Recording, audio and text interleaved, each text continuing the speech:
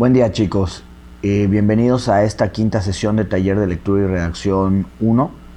La sesión pasada les estaba hablando de los tipos de lectura y se los fui definiendo y demás, ¿no? Sin embargo, esto era para darle una introducción a lo que realmente me interesa de la parte de la lectura. Ya lo que viene siendo la lectura para comprender. Les voy a estar manejando primero las fases de la lectura, que son 3, y posteriormente vamos a ver unas recomendaciones para fortalecer la comprensión lectora. Y les decía, las fases de la lectura son 3. La fase número 1 se llama prelectura. La fase número 2 se llama lectura tal cual. Y la fase número 3 se llama postlectura. Permítame un momento, voy a cerrar la puerta porque acaba de comenzar a llover. Errores técnicos, fallas técnicas.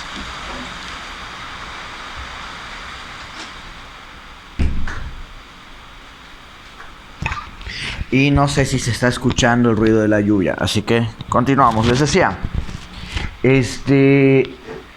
para ya una lectura ya como se debe hacer son 3 procesos: prelectura, lectura tal cual, esa es la fase 2, y postlectura. Ok, comenzamos entonces. Ya saben, les defino, se los leo tal cual y luego se los explico con unas palabras más fáciles para que ustedes puedan entenderlo mejor. Fase número 1, prelectura. Fase en la que el lector se crea y se prepara para la comprensión del texto, leyendo superficialmente el texto y captando las ideas más importantes. Cuando usamos la palabra superficial, esto quiere decir que no lo vamos a leer o comprender en su totalidad. Cuando decimos que algo es superficial, es que es solo un porcentaje de algo. Y entonces, en la prelectura, en realidad no va a ser una lectura completa. Va a ser una lectura rápida o una lectura breve. Por ejemplo, acá, en este libro,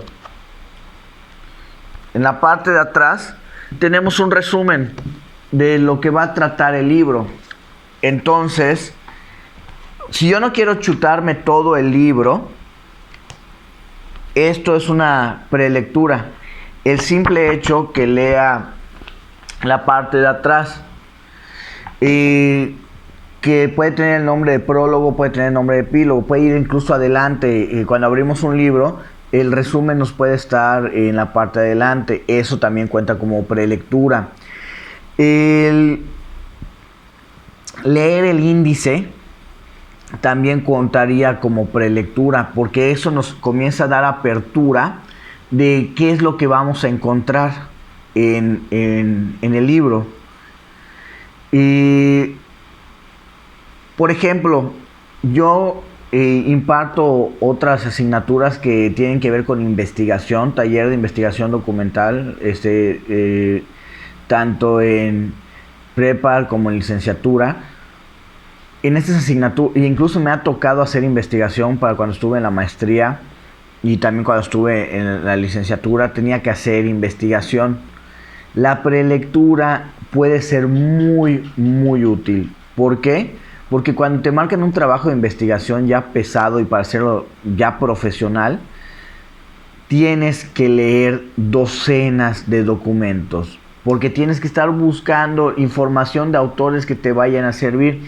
Y llega el punto en el que si estás en la biblioteca de las facultades, que tienes como 10 libros en físico y otros 12 documentos ahora sí que en digital, ¿no? Entonces, ¿qué pasa? Ahí tienes un cierto tiempo para entregar todo esto. Obviamente no me iba a leer esos 12 libros o 10 libros y los 12 documentos, no. porque incluso podía ser que no todos estos me sean útiles. Entonces, ¿qué hacía? Agarraba en la parte de atrás, no sé si me sirva o no. Vamos al índice. Oye, acá está la palabrita que estoy buscando. Vamos a leer solo la página 20 y voy a ver si realmente me sirve esta información o no. Y si no me sirve, lo descarto y me voy a otro documento. Ahí ya me ahorré tiempo, ya agilicé. Todo esto gracias a la prelectura, porque si no, imagínense, tendría que chutarme los 10 libros y los 12 documentos, y obviamente no tenía el tiempo. Para algunos trabajos tienes que agilizar el tiempo, ¿no? Entonces la prelectura es muy útil por esta cuestión. También puede ser de la siguiente manera: hacer una lectura selectiva u hojear el libro. ¿Qué pasa? El hecho de hacer esto es una lectura muy rápida, pero busco palabras clave. Y de repente esta lectura me puede llevar 2-3 minutos. Hago, sí, y estás pasando de página en página hasta encontrar tu palabra clave. O sea, la palabra que estabas buscando y que se va a relacionar con lo que estés investigando. Entonces, también ahí te ahorra mucho tiempo, ¿no? Porque ya vas a saber cuánto parar y saber si te va a servir o no la información. Y entonces todo esto es parte de la prelectura. Es una lectura rápida que vamos a aprender cosas de manera superficial. Inclusive en la prelectura no se nos tiene que quedar, digamos que en nuestro cerebro, en nuestra mente, grabada tantas cosas, ¿no? Es solo para identificar, en su mayoría de los casos. Ok. Vamos a la segunda fase de la lectura, que les había dicho que tiene el nombre de lectura, así tal cual. Y les leo la definición. Fase 2, lectura. Fase de la lectura en donde se desarrolla un análisis intelectual, adoptando una postura analítica, leyendo con posición activa, distinguiendo los hechos de las opiniones y determinando hechos más importantes. ¿Qué quiere decir esta definición? Cuando se refiere a una posición activa, es de que tienes que estar en lo que estás, concentrado al 100% en la lectura de manera activa. No que si estoy leyendo, agarro mi celular porque me llega una notificación de Facebook, Instagram, no lo sé. No. Cuando estamos leyendo, para tener esta fase de comprensión y de análisis, tenemos que estar activos al 100%. Y en esta, como ya vamos a estar concentrados, entonces sí requiere que nuestro cerebro comience a generar un análisis, que sí comience a poder comprender. Incluso el cerebro es tan majestuoso que podemos hacer proyecciones mentales, ¿no? Entonces nos podemos ir imaginando las cosas, o incluso si es acerca de información de una asignatura, en nuestro cerebro ya podemos comenzar a pensar en cómo darle un uso a esa información. Entonces, por eso esta fase de lectura requiere mucha concentración, requiere que estemos al 100 en esta fase. Esta fase tiene dos divisiones. Tiene la lectura crítica y tiene la lectura de comprensión. Les voy a definir cada una. La lectura crítica, dice, es una lectura cuidadosa, reflexiva y analítica.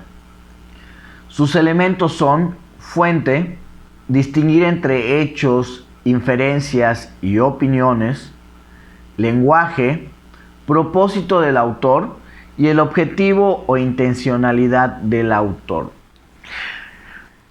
Ok, acá prácticamente cuando hablamos de una crítica es para que podamos emitir juicios. ¿Qué es un juicio? Es una opinión. Es decir, que cuando leamos algo nosotros podamos generar nuestra propia opinión. Por ejemplo, entre las chorrocientas asignaturas que yo imparto está historia. México, desde que se hizo independiente, se dividió, y hasta la fecha sigue esa división, pero con otros nombres, entre conservadores y liberales.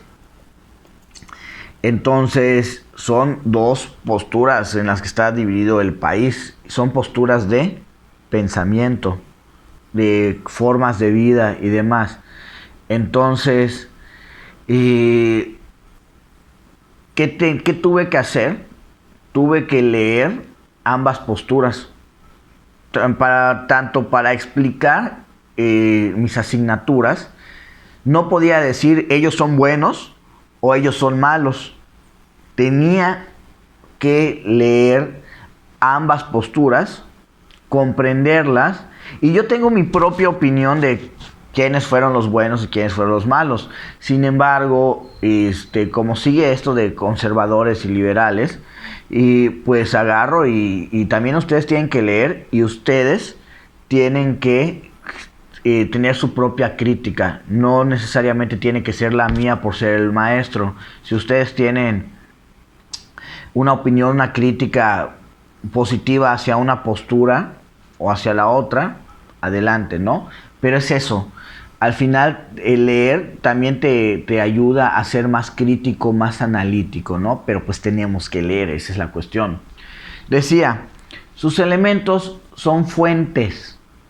¿Qué quiere decir esto? La fuente es quién lo escribió, quién lo dijo, porque hay de fuentes confiables y fuentes no confiables.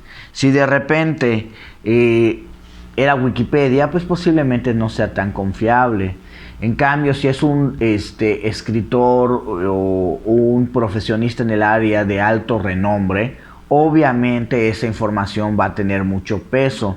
O te encuentras con dos personas de alto peso que están hablando de lo mismo pero con opiniones diferentes. También eso, tú tienes que ser crítico para saber cuál te interesa, por qué te interesó más uno. Entonces, esa es la parte crítica. Pero en la parte de las fuentes es quién lo dijo. Es muy importantísimo eso, ¿no? Porque cuando ustedes se van especializando en un área, cuando digamos estudian una licenciatura, van a ver autores de mucho renombre y autores que todavía no lo tienen, o incluso hasta hay charlatanes dentro de muchas áreas. Es importante el quién lo dijo. Y todo eso pues vas haciendo un análisis crítico. Distinguir entre hechos, inferencias y opiniones. Lo que les dije. Tenemos dos ideologías, conservadores y liberales. Yo no puedo decir soy conservador o soy liberal si no sé qué diantre significa cada uno de estos. Entonces tengo que distinguir. Y decía entre hechos, ok, ¿qué hicieron estos? Hablando históricamente, ¿qué hicieron los otros? Inferencias, es decir, las diferencias o similitudes y demás. También todo eso tengo que compararlo. O sobre todo cuando lo tengo que impartir a ustedes como alumnos, ¿no? El propósito del autor y el objetivo o intencionalidad del autor es... ¿Cuál era el objetivo del autor cuando me encuentro con esta obra? Informarme, enseñarme, que yo llegue a una reflexión. También esto es muy importante. Ok. Esto es con respecto a lectura crítica. Pasamos a lectura de comprensión. Consiste en leer para entender el contenido del escrito, saber distinguir lo fundamental de lo accesorio o sea, lo fundamental de lo que no es fundamental, o sea, lo más importante y lo que no es tan importante, los hechos de las opiniones, lo comprobado, muy importante, de lo discutible. Acá es muy fácil, tenemos dos tipos de lectura: lectura crítica y lectura de comprensión. En la lectura crítica me interesa más que tú puedas emitir opiniones, que puedas tomar partido de un lado o de otro. o estar en medio, pero que tengas la capacidad de argumentarme también por qué. ¿Por qué te inclinas de un lado o de otro o estás en medio? Tus opiniones. Es más que eso, que tú puedas generar todo esto. En cambio, en la lectura de comprensión es más esto, el comprender, el poder captar, retener la información, incluso darle un uso a esa información. Entonces, crítica para que puedas emitir juicios, opiniones, lectura de comprensión para que adquieras la información y la puedas utilizar en algún futuro. Esas serían las diferencias entre estos dos tipos de lecturas. Pasamos ahora a la postlectura.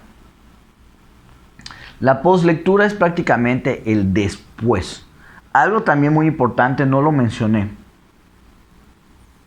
En la fase 2, que es lectura, no basta con leer una vez. Difícilmente, a menos que tengamos memoria fotográfica o un coeficiente intelectual súper elevado, sería suficiente para leer una sola vez. La realidad es que cuando leemos una vez entendemos parcialmente, es decir, no en su totalidad. Vamos a entender un 70, un 80, un 90%. Para poder comprender al 100% un texto, ahí sí tendríamos que leerlo como mínimo 2 veces. Si se puede hasta más, mejor, ¿no? Obviamente, si tienes un libro de 300 páginas, no lo vas a leer 2 veces, ¿no? Pero si es el apartado que te interesa, que tienes que estudiar, que tienes que exponer, ahí sí, o tienes que hacer una tarea, pues ahí sí sería importante darle como mínimo 2 lecturas. Ok, postlectura. Es la fase 3, postlectura. Fase en la que se propone actividades con el objetivo de reconocer el nivel de comprensión del lector. Para ello es necesario controlar y reorganizar la información extraída del texto, utilizando el material de apoyo. Ok, postlectura es súper fácil. Inclusive yo no solo se los recomendaría para después de leer, sino también hasta cuando estamos escuchando una exposición. El proceso de postlectura es elaborar tareas o recursos para comprobar si nosotros comprendimos. Y puede ser que el profesor no te lo marque, no te lo vaya a calificar, pero yo cuando tenía que estudiar, tenía que escribir resúmenes. Cuando estaba estudiando para mi examen, escribía resúmenes. Eso es parte del proceso de postlectura. Crear actividades para comprobar si lo aprendimos o no. Un cuadro sinóptico, un mapa mental. Todo ese tipo de recursos sería bueno para comprobar si ya lo comprendiste. Les digo, muchas veces el profesor no lo va a hacer, no te lo va a pedir, no es parte de la tarea, pero sí es recomendable hacer esto. Y pues no sé, también estás estudiando para un examen, compras o haces tus tarjetas bibliográficas, que son cartoncitos, son tarjetitas vacías para que tú escribas. Entonces ahí pudieses hacerlo, ¿no? También otra cosa, permítame un momento, sería, por ejemplo, les decía, ustedes pueden hacer estas tarjetas, o sea, cortan hojas en blanco y lo pueden hacer, ¿no? Pero pues sí es sumamente recomendado. También el estar subrayando, pues en lo que vas en la segunda vuelta que vas leyendo, puedes ir subrayando y ya luego haces todo esto, porque también practiques el cómo reorganizar la información, cosa que sería muy útil y aún así sería mucho más fácil este proceso de postlectura. Ok, estas son las fases. Acá En lo último de los recursos para apoyarnos, pues ahí ustedes deciden cuál es más fácil para ustedes, ¿no? Si un resumen, un cuadro sinóptico, un mapa mental, un reporte, ahí ustedes tienen que ir descubriendo cuál es más fácil para ustedes. Incluso están viendo una asignatura en este semestre que se llama Taller de Técnicas y Habilidades del Aprendizaje. Ahí pueden ir aprendiendo cuál se les acomoda. Aunque no se los marquen, yo se los súper recomiendo, porque sí hace que sea más fácil que se nos quede la información. Ok, esta es la primera parte de la sesión. Vamos a ir a la siguiente, que obviamente lo que nos interesa mucho como docentes es la parte de la comprensión lectora. Por lo que el resto de la sesión, pues les voy a dar unas recomendaciones para mejorar la comprensión lectora. Ok, permítame un momento.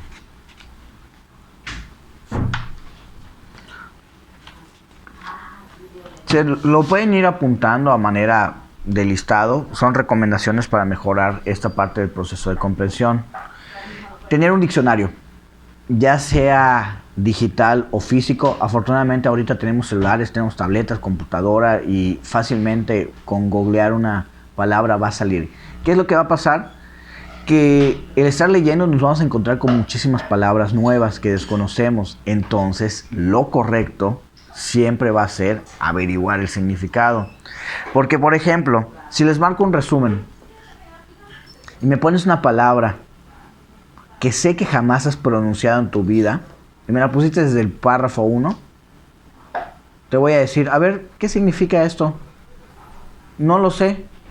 ¿Para qué lo pusiste si no lo sabes? No puedes utilizar en un trabajo palabras que desconoces jamás.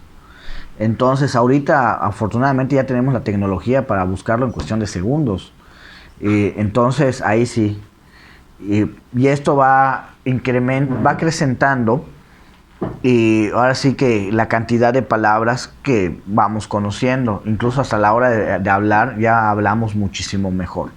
Entonces, ahí sí, buscar significados.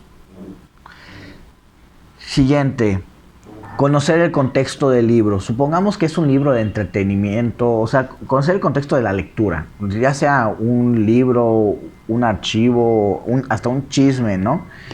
Tenemos que conocer el contexto. Es muy importante el contexto para que lo podamos comprender. Es decir, qué estaba pasando alrededor del autor cuando lo escribió, qué estaba pasando ese año, no lo sé. Es muy, muy importante para su mejor comprensión. Por ejemplo, hay un libro que a mí me fascina, se llama La rebelión en la granja. Trata de unos animalitos que se rebelan en contra del granjero y comienzan a administrar la granja.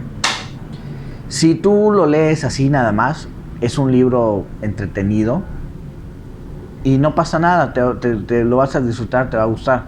Pero en realidad tiene mucho que ver con historia, tiene que ver mucho con la Unión Soviética. Incluso el autor narra que tuvo que estar huyendo de país en país porque el líder de la Unión Soviética se ofendió con el libro y estaba huyendo porque lo querían matar. Entonces vas comprendiendo después que cada animalito era un personaje histórico de la Unión Soviética. Te digo, si tú lo lees y no sabes nada de historia, lo vas a disfrutar, te va a divertir, te va a entretener, pero sabiendo el contexto, el nivel de comprensión es muchísimo mejor. Ok.